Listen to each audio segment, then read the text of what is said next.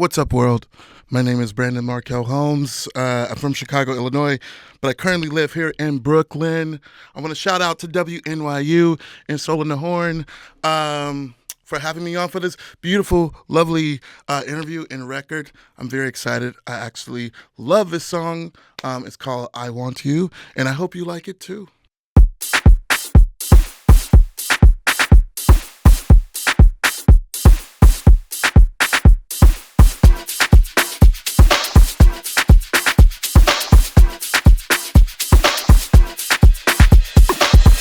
Looking away to see my eyes, see night and day inside my life. I pushed away cause it's my time, taking a break to clear my mind.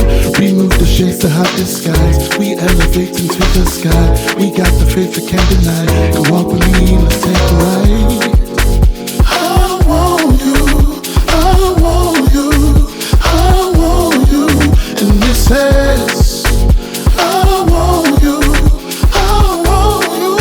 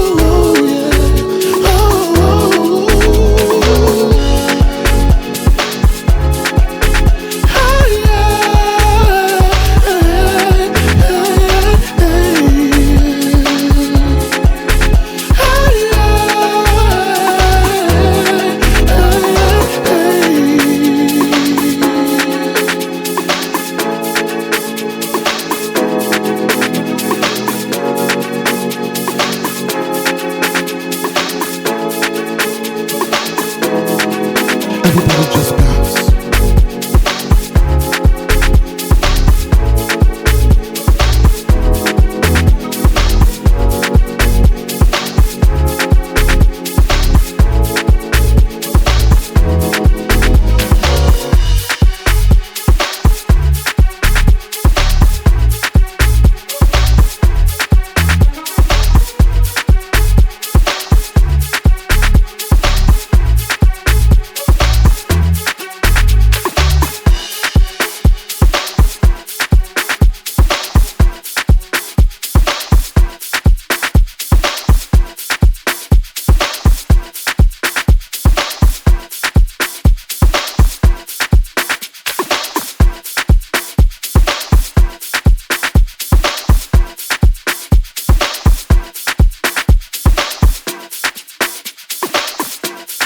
Thank you.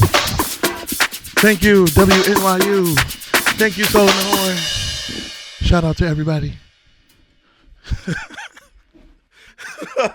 Hello and good afternoon, wonderful listeners. You are currently listening to WNYU Radio on 89.1 FM and streamable 24/7 at www.wnyu.org. My name is Frannie Wilson, and today I am joined by the wonderful and legendary Brandon Markell Holmes. Thanks for having me. Oh my goodness. Absolutely. Well, Brandon, tell us a little bit about yourself. Who are you and what artistry do you create or share? My name is Brandon Markell Holmes. I am from Chicago, Illinois.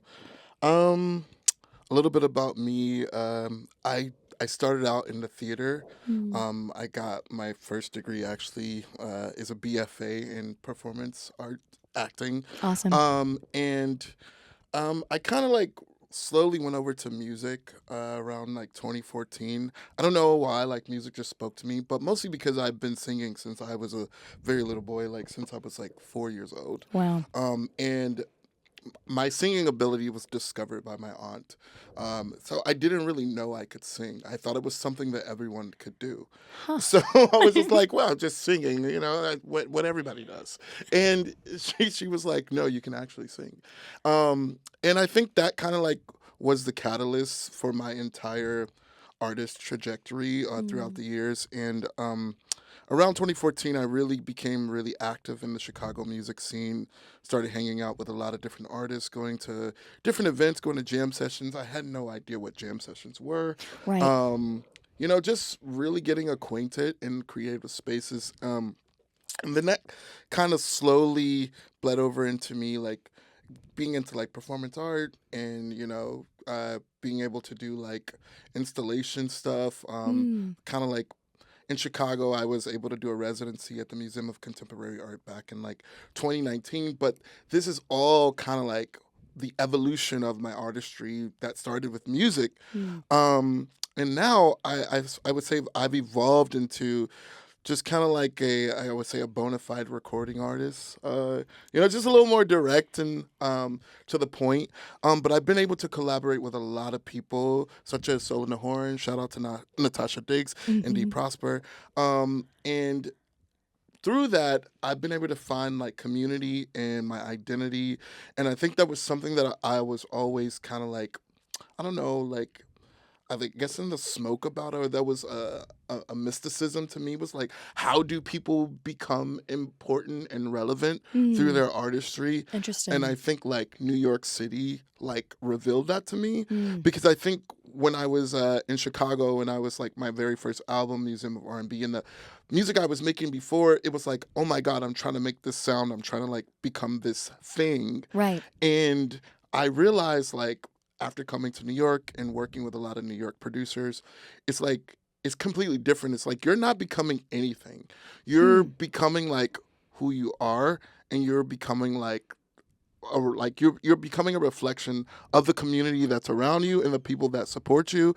And that completely changed my point of view of how I create art and how I like approach my music. And actually I started to see results, which Wow. was like wild, because I was like chasing this thing that's like, oh, I want to be this like pop star, and nothing was happening. And then boom, you get in a community and things happen. I think it's so interesting. A lot of people maybe have the preconceived notion that authenticity starts from within, and you have to be authentic in the self in order to extend that to others. Would you say that community and rooting yourself in these spaces actually helped you to figure out an extension of yourself, or was it a little bit of both? I guess starting with myself is the tools and the resources that I already have, which is like being a singer Sure. and being creative. But I think definitely the community helped to bring other things out of me, and also gave me a platform to share my voice and like remind me that like what I'm creating is cool and it matters. Um, I think how do I say that? Like, I think you really need both. And I think for some lucky people, they have like really supportive parents. Sure. And then their parents are like stage moms or Mm-hmm. stage dads or whatever, and then they push them to the ends of the earth, and then you get like a Bruno Mars. Right. But then for the rest of us who may not have that like level of support and dedication, that we have to actually like go through the traditional route of like going to college and like having a job and like trying to build that thing just by our own volition and our own like determination. Right.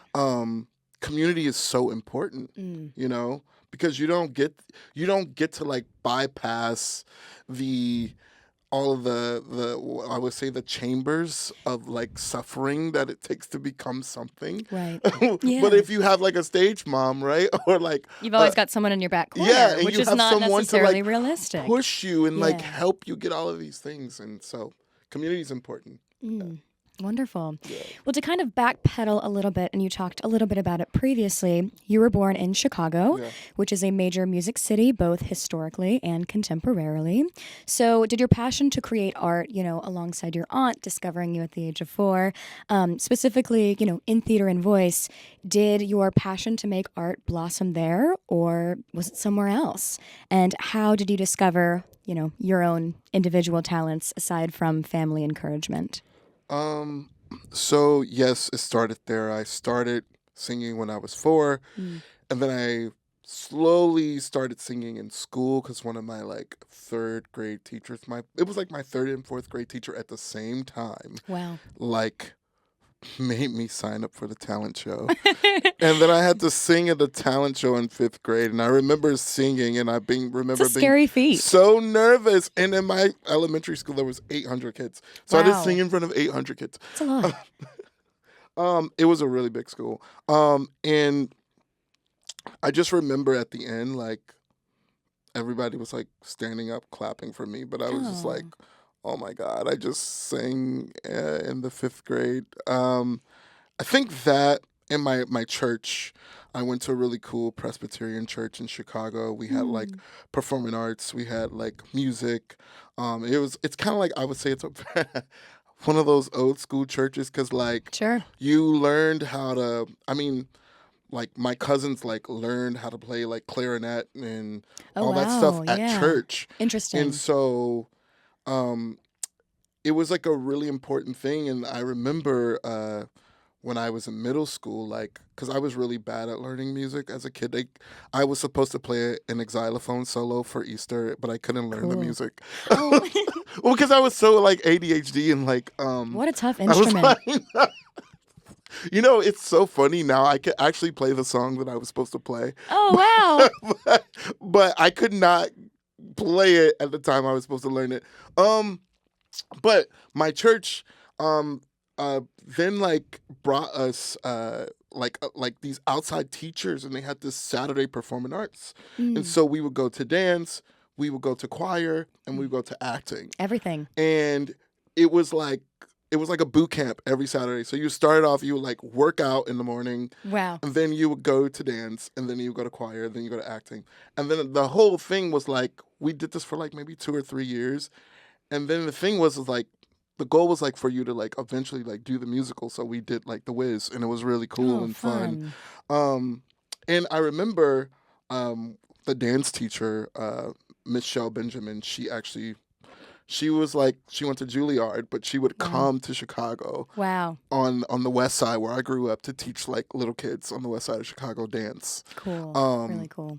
And I remember her telling me like, yo, you have like a lot of promise, and you have a lot of like to give as an artist. And I remember another teacher, her name was Alicia Auger, was like, I can't wait to see you like doing great things in art someday. And I just kind of had these constant reminders. And then in high school, I stayed in the choir, and I did drama club, and for the life of me, I was convinced that I wanted to be a doctor. Yeah.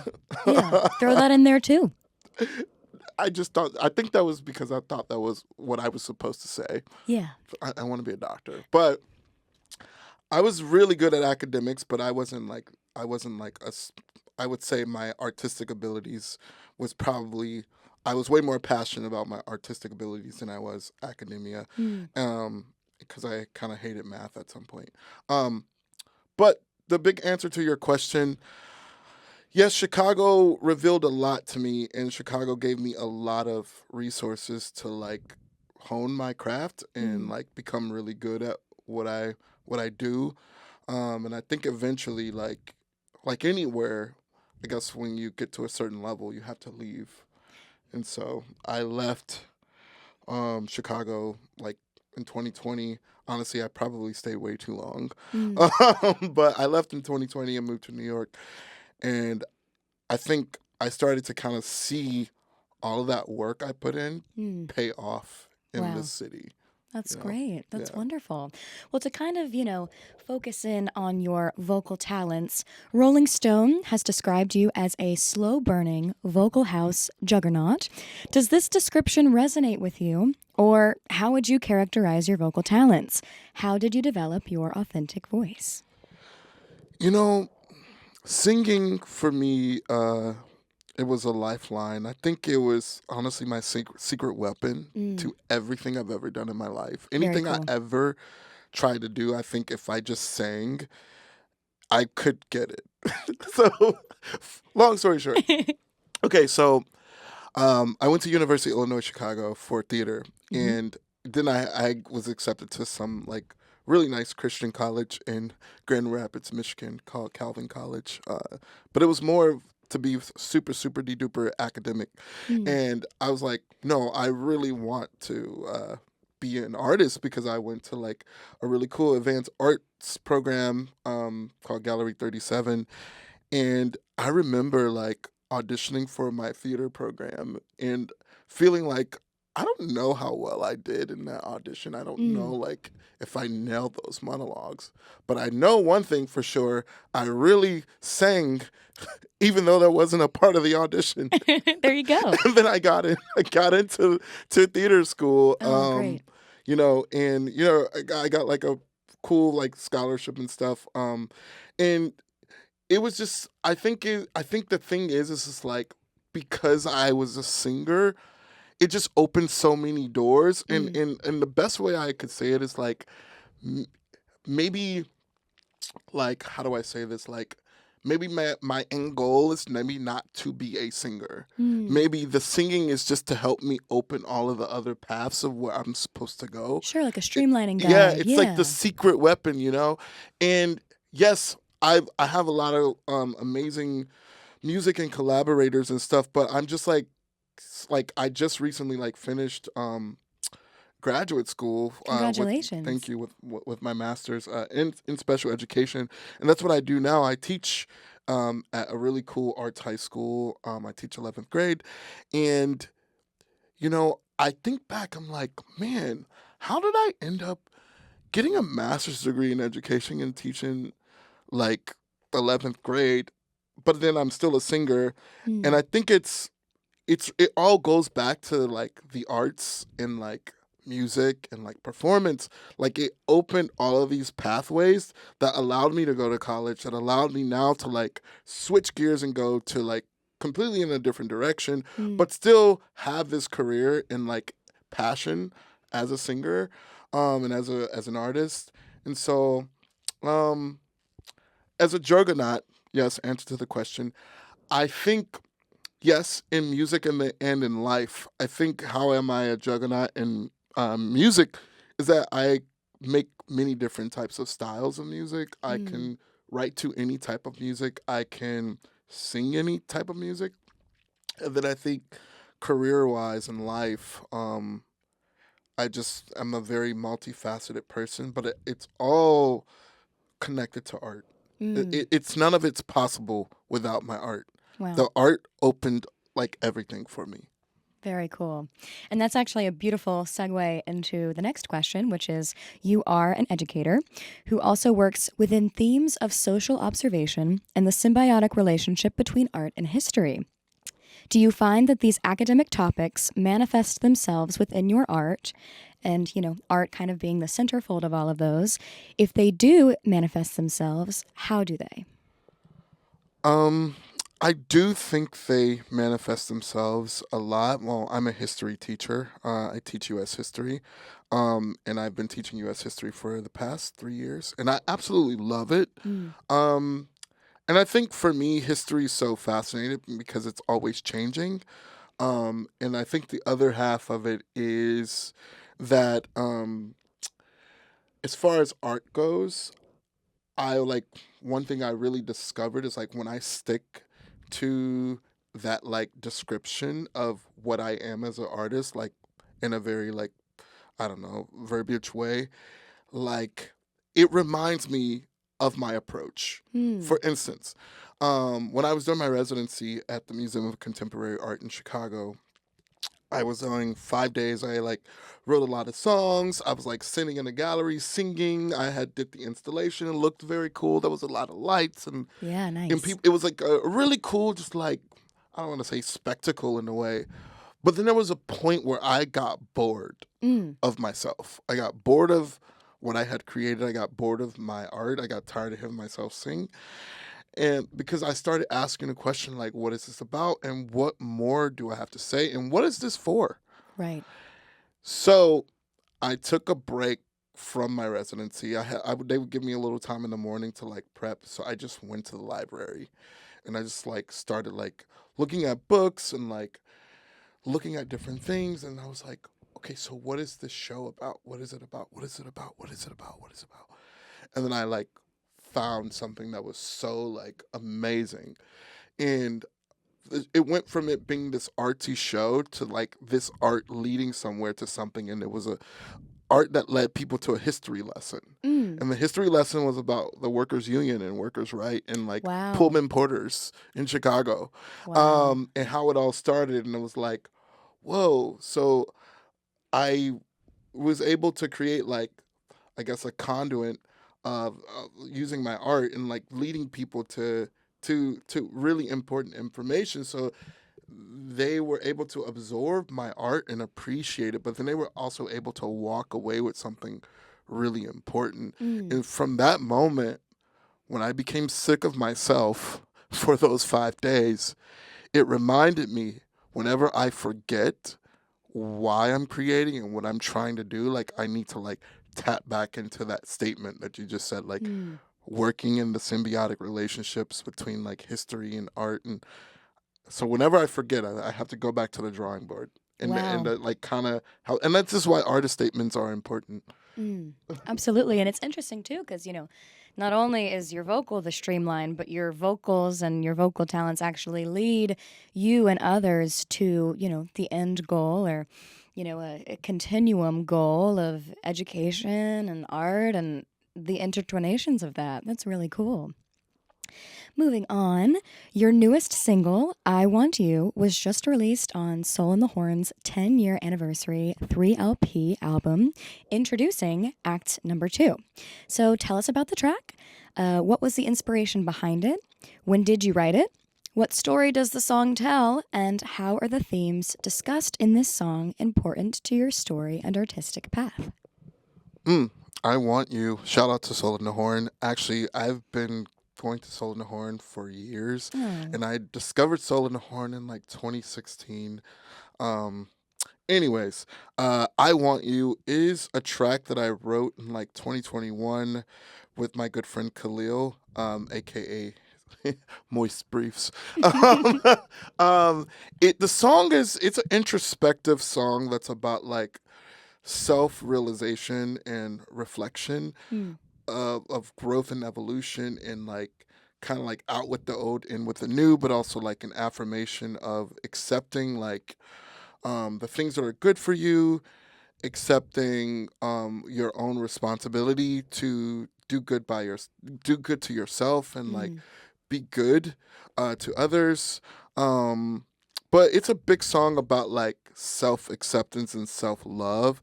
And I mean, there's the line that I repeat, and it says like "Love supreme, it's getting what's good and best for me. A love divine, a love supreme." And it's Mm. like not settling for less. And I think a lot of times we settle Mm. in life, or we allow like certain things that are bad for us to carry on too long, and then those things end up like devouring us in a way, or Right. because like everything can become a parasite essentially, like if we don't control it. And I think that song is really about like controlling your destiny. And I would like to think we are in control of our destinies to some extent. Sure. We are in control of the actions we put in. We're in control of the inputs, and then we reap the output, or we reap the benefits of our inputs. Hope for the best outcome sometimes. Yeah. Hmm. And I would say how that like connects to me today. Moving to New York was a big leap of faith. It was something that I did, you know, I didn't really plan it. I just did it. But it was something I wanted to do for a long time. Sure. So, Premeditated / also spontaneous. yeah. Yeah. Premeditated spontaneity is an actual real thing. And I think you can only talk yourself into something so long before you actually take the risk. Mm. And then usually when you take a risk, like the reward is so grand. And I think a lot of times we are so scared to take the risk. And I wrote that song right before I like fully like moved Wow. to New York. Like I spent a summer like recording that album in 2021. And I had spent a lot of time in New York in 2020 because I was working with the label. And I just remember going back to my apartment in Chicago. That was like a beautiful apartment. And I remember not being able to stay there anymore. I was like, as nice as I've made this place, Right. A flip switched. I can't be here anymore. Yeah. Like, I have like a lot of space, I have cool things, and I was like, I cannot be here anymore. I need to leave. And so this song was, I would say, it was like a paradigm shift for me. It was like, I'm going to stop like playing with my own potential and playing with my own life and like go after what it is that I truly want. And trust in this new reality you've Yeah. carved for yourself. Yep, exactly. That's awesome. And to kind of go into the track itself and everything that went into it, how was the creative and collaborative process? What did that look like? So when I was recording this album, it was like a course of like 2 weeks. Like it was like probably like took me 2 weeks to record the whole album itself, but the actual like process was probably like a month because I was like traveling and like going to different places, but then mostly in Brooklyn. Um, I had just done a big record with Muscle Cars, Don't Go. Awesome. And then I did like another record with them called Shelter. And I just started I started getting a lot of different producers and DJs from Brooklyn like hitting me up on the internet, Very cool. DMing me or adding me. And there's this one kid who added me. I don't want to say kid, but this one producer. His name is Khalil Moist Briefs.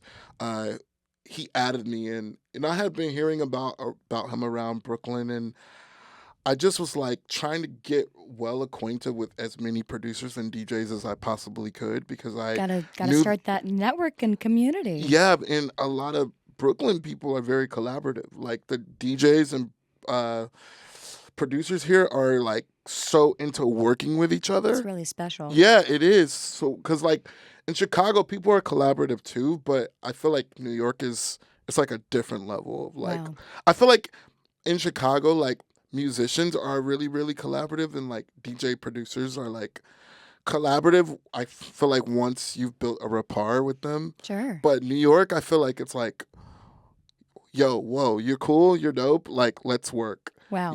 And so I don't know, I remember there was like a block party and I met him and then I was like, yo, let's get in the studio. And he came to the studio and then I was like working with another producer named Attila and he introduced me to Rocco Roche Walker, who like co-wrote the song with me, who's also from Chicago, from the exact same neighborhood that I'm from. What a teeny tiny world. And I didn't even know. And Rocco was just like hanging out in the studio and me and Khalil were working on the track, and then I had wrote like the first verse, and then wrote the chorus, and then the second verse. I was like, just like I was like, hey, you want to contribute to this record? And Rocco is such a great songwriter. He's an amazing songwriter and extremely talented producer, singer, guitar player, and I just remember him like I was like coming up with stuff, and he was like, "No, you should add this. You add this," and he came up with that. Getting what's good and best for me, love's divine, the love supreme, love supreme, love supreme, love supreme. That repetition, that was all Rocco. And it's powerful. It was powerful. It's really powerful. In the moment, I was like, yo, I'm not, I was like, I've never really repeated a line like that in a song, but I'm not mad at it. And yeah, I'll take your word for it. I'll yes, trust you. And it was, it was a cool song, and it was supposed to be on my album Try, but when Dee Prosper and Natasha Diggs told me about the 10th anniversary, I was like, I'm gonna save this record for this project, because I just knew I had a good feeling, like if I put this song on this 10th anniversary release, that something good's gonna come out of it. So I was just like, you know what? It's better to have things in many places than to like have everything in one place. And so I think for me, it's been very fruitful to have a community in Soul in the Horn, and all of the beautiful love that they've given me. And as you can see, like the song is, people really like it, and it's impactful. So I made the right choice. That's wonderful. Yeah. And then the last question for you this afternoon is, I Want You was spotlighted on BBC's Best of 2025 with Giles Peterson. What has been your reaction to this momentum and acclaim? What is some advice you have for aspiring creatives to chase and accomplish their dreams? Shout out to Giles Peterson. Honestly, that was a dream come true. I've been wanting my record to be on that show for so long. And I had other records on BBC, but I specifically wanted to be on Giles' show. Oh, wow.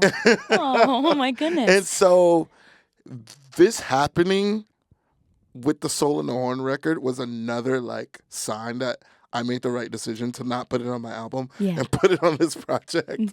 Was that this happened?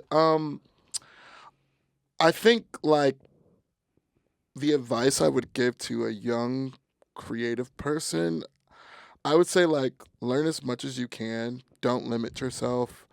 Be open. Be open to, like, the story changing, because sometimes the story will change a little bit. It won't change forever. Like, your dream might not be this linear thing. It might be, like, going, and then it might be a zigzag. It might like go down somewhere, and then it might come back. But then like you're probably gonna end up where you want to be. It's just not going to be the straight line that you want it to be, or that you think it should be. Sorry, what was the other part of that question?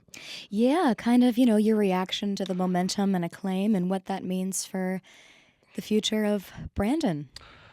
Well, my reaction is pretty, I'm always grateful. It's always starts from a place of gratitude. Like even, getting invited to come here to talk about the record was like a really huge surprise, because I was like on my lunch break and I was like, whoa, what? I'm going to NYU to talk about this record. I'm like, oh my God, this is so cool. But all of this happening in 1 week, getting on Giles' show, coming to NYU. It's pretty back to back. Yeah, and then the record, like, being out. And honestly, it's just the beginning, because, I know there's going to be other really cool things that comes of it.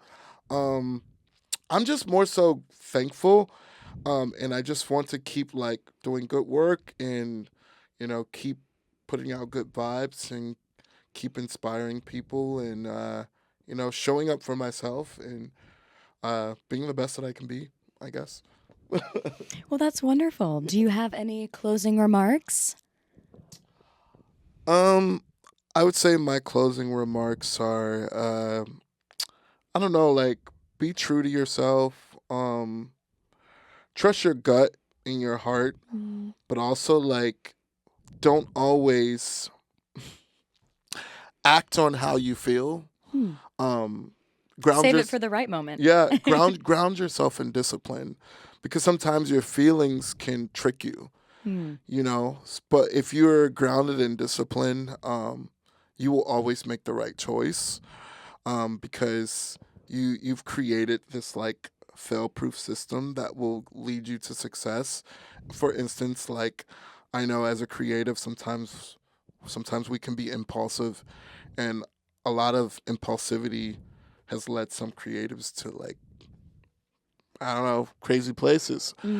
However, but if you ground yourself in discipline, say like, oh, I don't want to go to work today, or I don't want to do this today.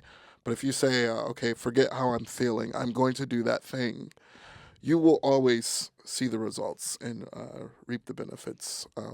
That's all I gotta say, pretty much. Just like follow your heart, listen to your gut, and ground yourself in discipline. That's all. Keywords to live by. Brennan, thank you so much for Thank you so joining us much. this afternoon. You have been listening to WNYU Radio on 89.1 FM and streamable 24/7 at www.wnyu.org. Thank you so much, and talk to you soon. Everybody just bounce.